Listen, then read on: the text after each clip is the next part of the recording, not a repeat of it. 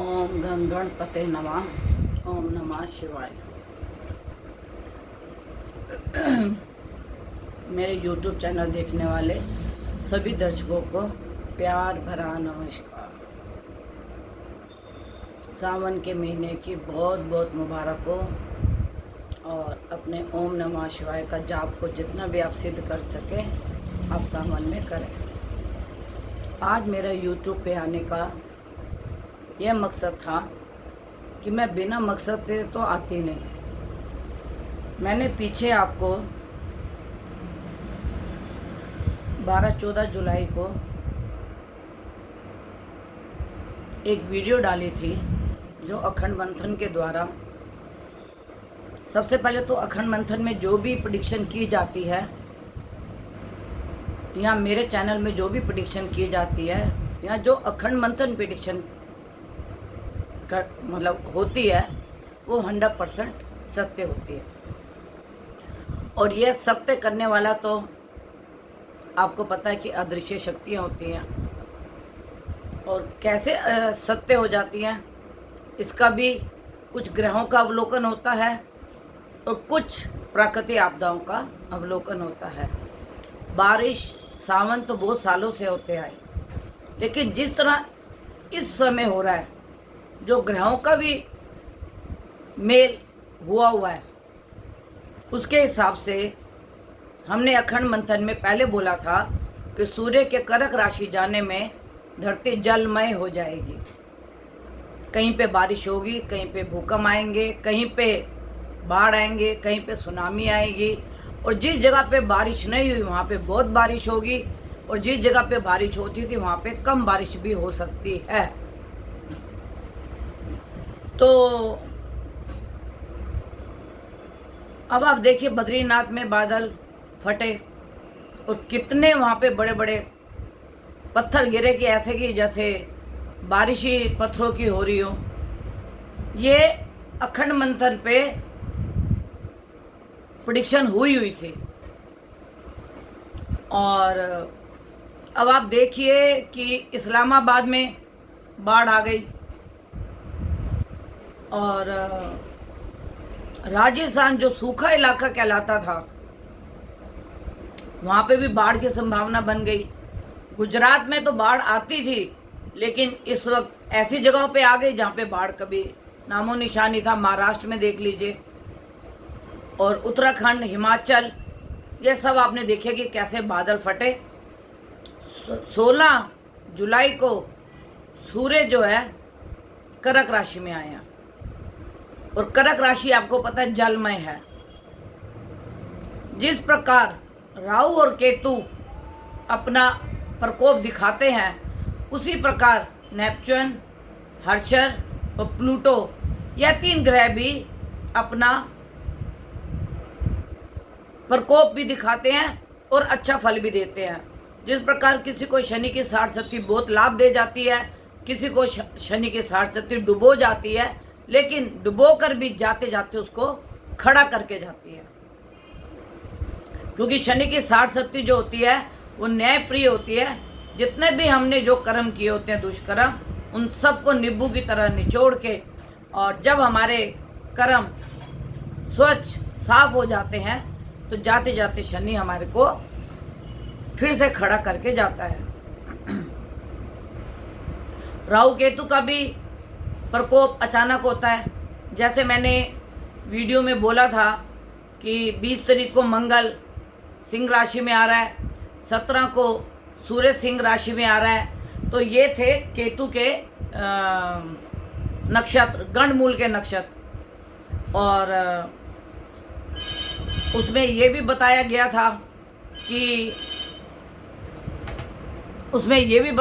था कि जो भी हमारी कुछ स्त्री से रिलेटेड कोई ऐसी आपदा हमारे ऊपर आएगी जिसका कि पर्दाफाश होगा,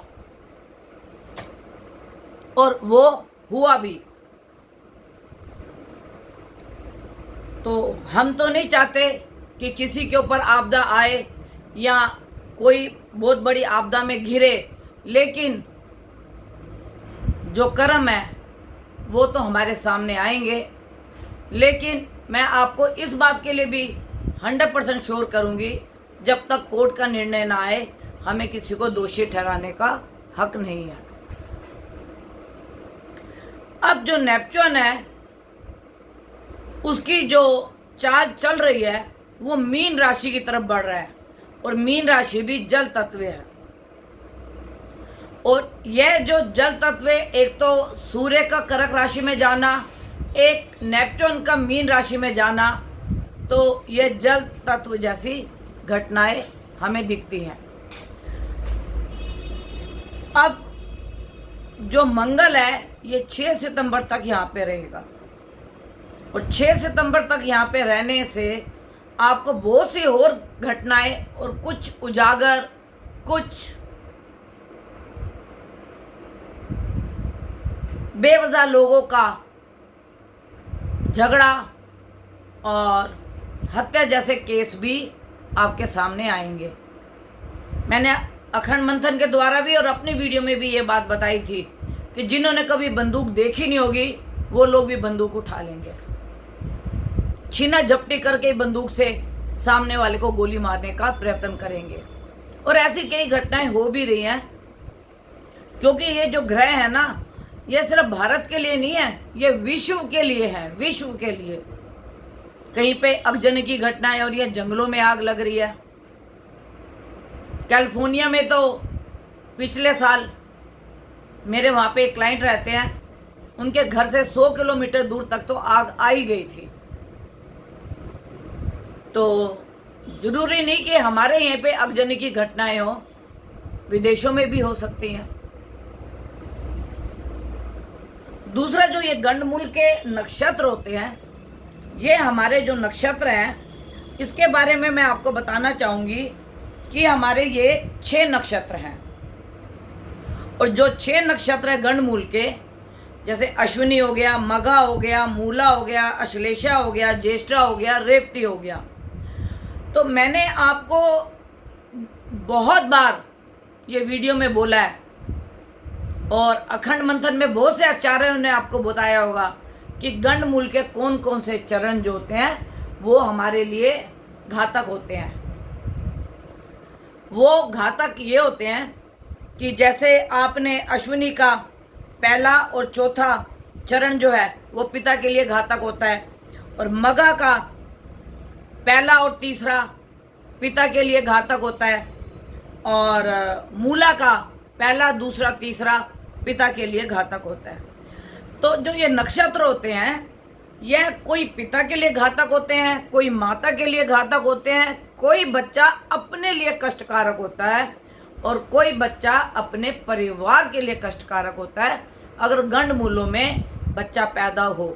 गंडमूल मतलब जो मैंने आपको ये नक्षत्र बताए हैं, अश्विनी, मघा, मूला, ज्येष्ठा और अश्लेषा, रेवती, अगर चंद्रमा इसके अंदर हो तो, और अगर चंद्रमा इसमें गलत स्थिति में हो, कमजोर हो, 12वां हो, छठा हो, 8वां हो, अगर ऐसी स्थिति हो और उसके ऊपर किसी क्रूर ग्रह की भी दृष्टि हो, तो यह मूल नक्षत्र हमारे को बहुत परेशान करते हैं। ऐसे व्यक्ति को बहुत स्ट्रगल करनी पड़ती है, दुख के समय उसके पास कोई खड़ा नहीं होता, और कई बार तो माता पिता का भी साथ छूट जाता है।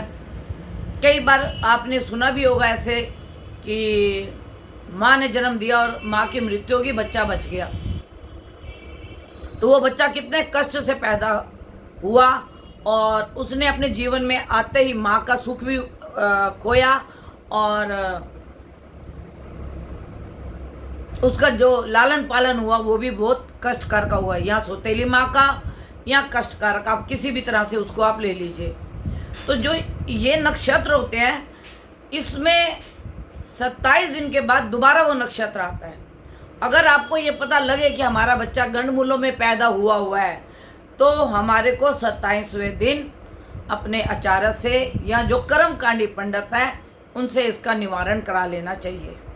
और कईयों को गंडमूल का नहीं पता होता, और जब वो अपनी युवावस्था में आते हैं और अपनी कुंडली किसी को दिखाते हैं या जैसे मेरे पास लोग आते हैं तो मेरे को पता लगता है कि ये गंडमूल का पैदा हुआ है, तो मैं पहले ही पूछती हूँ कि आपने गंडमूल का उपाय कराया?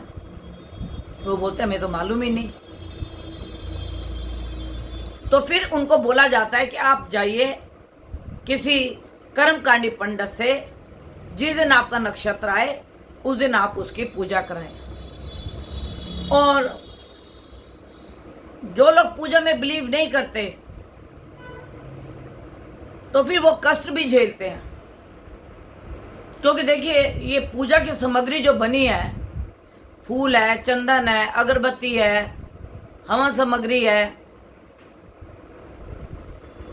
जोत है, कपूर है, जायफल है, सुपारी है, यह किस लिए बनी है?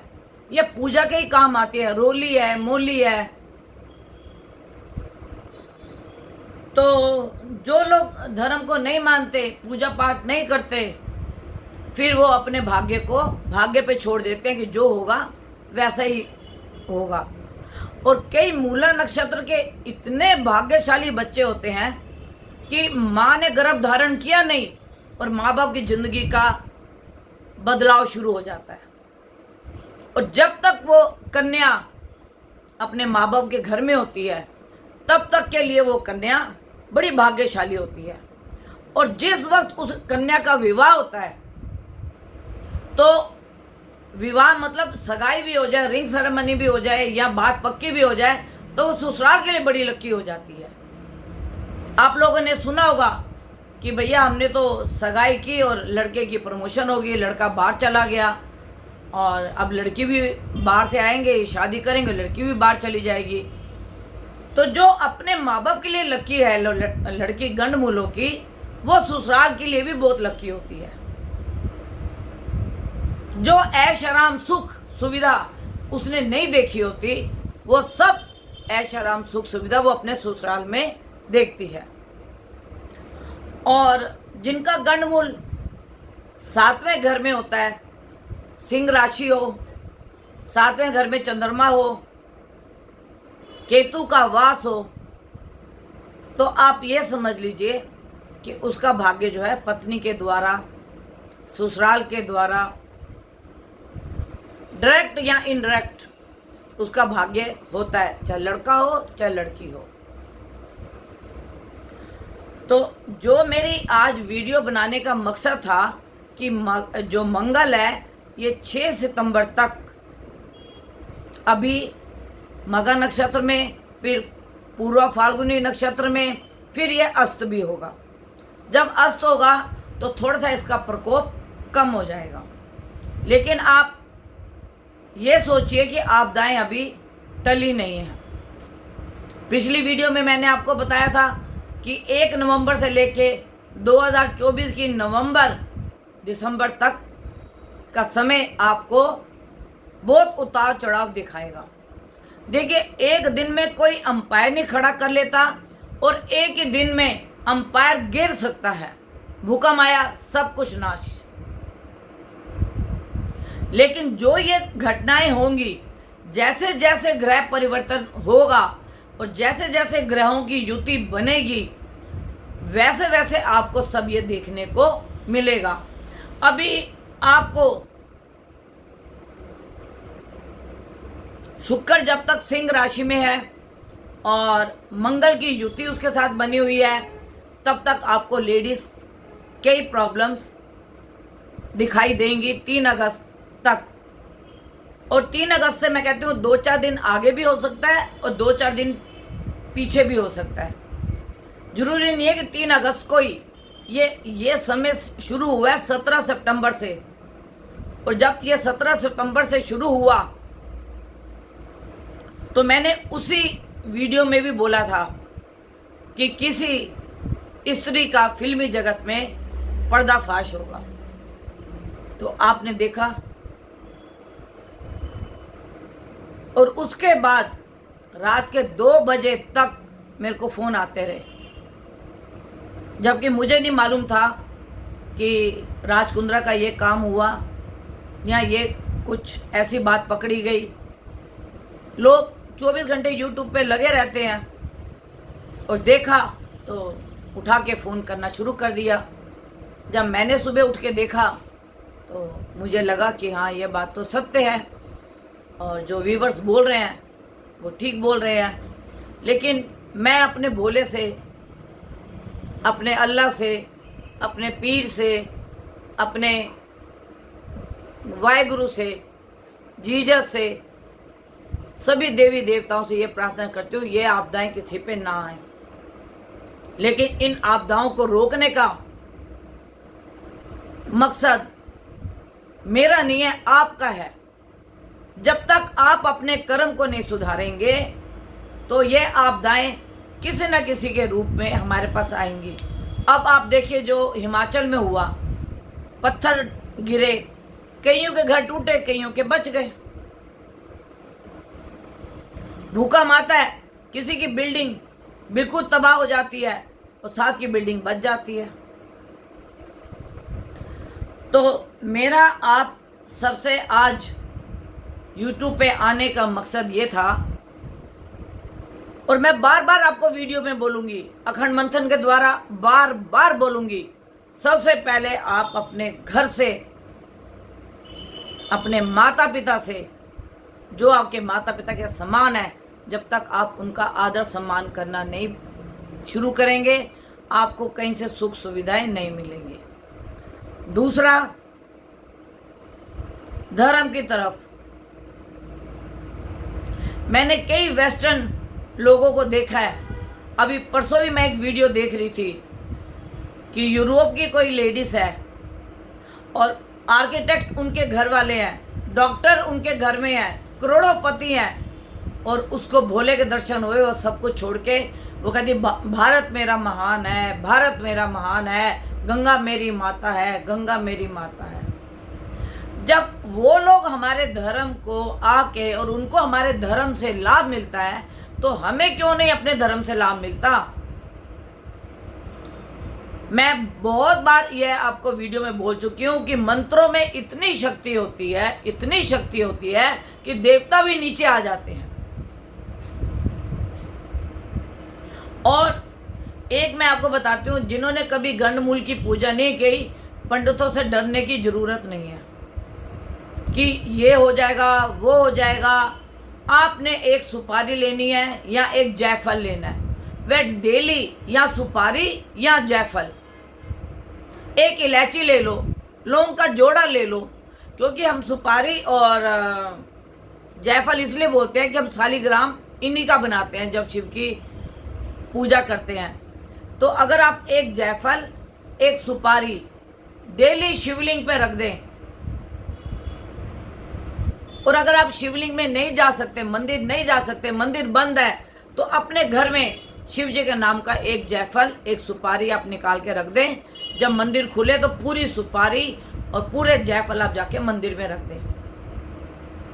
दूसरी बात, जैसे लोग काल से लोग डराते हैं कि भैया बहुत बुरा हो जाएगा, ये बच्चा काल सर्प में पैदा हुआ है, इसने घर को बर्बाद कर दिया। काल सर्प से बर्बादी तो मैं नहीं बोलूंगी, स्ट्रगल बोलूंगी, बहुत करनी पड़ती है, मेहनत बहुत करनी पड़ती है, फल बहुत कम मिलता है। अगर आपने 100 रुपये का काम किया तो आपको 5 रुपये मिलेंगे। काल सर्प योग ऐसे हमें परिणाम देता है। उसमें भी लोग हमारे साथ खड़े नहीं होते, और उसके साथ भी लोगों का जो व्यवहार होता है वह हमसे दूर होता जाता है, क्योंकि काल सर्प योग वाले लोगों की वाणी बड़ी कटु होती है। अगर वो वाणी में बैठे हैं तो बड़ी कटु होगी, और अगर पंचम में बैठे हैं तो वो अपनी बुद्धि का ऐसा इस्तेमाल करते हैं कि सामने वाले को चित्त कर देते हैं, और उनको ये नहीं पता कि हम सामने वाले को चित्त नहीं कर रहे, ऊपर वाला हमें चित्त कर देगा। तो आज मेरा YouTube बनाने का आपको यही मकसद था कि गंडमूल के जो बच्चे होते हैं, और जब ये 17 तारीख को सूर्य सिंह राशि में आया और मंगल सिंह राशि में आया, उन दिनों में जितने बच्चे पैदा हुए होंगे वो गंडमूल के ही बच्चे पैदा हुए होंगे। और यह वीडियो उन माता पिता के लिए है कि अगर उनके बच्चे गंडमूलों में पैदा हुए हैं तो अभी 27 दिन नहीं हुए हैं, तो आप उनका 27वें दिन में कर्मकांडी पंडित से आप उसका जाप मंत्र करा के उसको वहीं शांत कर दीजिए, जिससे कि गंड मूल का उनके ऊपर असर ना हो। क्योंकि अगर कोई मुश्किल है तो उसका रास्ता भी है। और अगर कोई मेरे से कांटेक्ट करना चाहता है तो मेरा कांटेक्ट नंबर है 9810930691 और एक है 9999338366। ये मेरा कांटेक्ट नंबर है। 11 बजे से लेके 4 बजे तक के बीच में आप मेरे से कांटेक्ट कर सकते हैं। और आप वीडियो को ज़्यादा से ज़्यादा शेयर कीजिए, सब्सक्राइब कीजिए और नोटिफिकेशन का बटन दबाइए कि जो भी हमारी वीडियो बने वो आपको सबसे पहले मिले। और इस वीडियो में मैं अपनी एक बेटी को बहुत आशीर्वाद देना चाहती हूँ। उसकी कुछ मन की तमन्ना थी जो आज पूरी हो गई है। अगर वो मेरी ये वीडियो देख रही होगी तो उसको बहुत खुशी होगी। और जो दूसरी उसकी तमन्ना है, मैं नाम लेके तो नहीं बोलूँगी, जो दूसरी उसकी तमन्ना है, मैं कहती हूँ भोलानाथ अक्टूबर नवंबर में उसकी दूसरी भी मनोकामना पूर्ण कर दे। और यह वीडियो देख के वो कमेंट्स भी ज़रूर करेगी। और मुझे मालूम है कि उसकी आज की जो मनोकामना पूरी हुई है वो ये वीडियो देख के खूब हंसेगी और मेरे को कमेंट्स भी करेगी। Thank you. ओम नमः शिवाय। और सावन में आप शिव जी का जाप सदा करते रहे। आप और आपका परिवार सुखी रहे, खुशहाल रहे। सरकार की गाइडलाइंस के ऊपर चलो, जो भी सरकार गाइडलाइंस दे रही है उसके ऊपर चलो। और मुझे कल किसी से मालूम लगा है कि कोरोना फिर हल्का हल्का बढ़ने लगा है। लेकिन मैं आप लोगों को बोलूँगी, आप अभी भी सावधानी बरतें, डिस्टेंस मेंटेन रखें, घर से कम बाहर निकलें और डबल मास्क का प्रयोग करें। धन्यवाद।